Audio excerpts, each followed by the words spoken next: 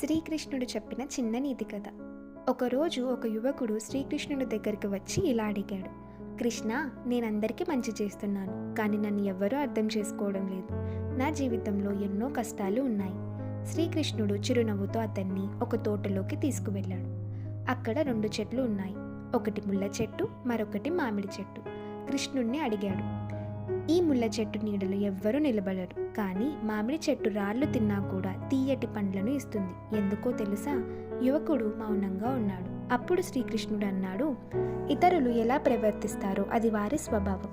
నువ్వు ఎలా స్పందిస్తావో అది నీ స్వభావం. లోకంలో నిన్ను రాళ్లతో కొట్టినా నువ్వు నీ విలువలను కోల్పోవద్దు. మంచి మనసు ఉన్నవాడు పరిస్థితులను కాదు, తన స్వభావాన్ని కాపాడుకుంటాడు.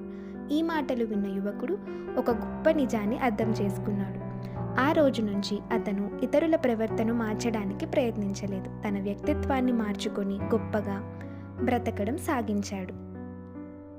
నీతి: ఇతరుల ప్రవర్తన నీ చేతిలో ఉండదు, కానీ నీ స్పందనే నీ భవిష్యత్తును నిర్ణయిస్తుంది.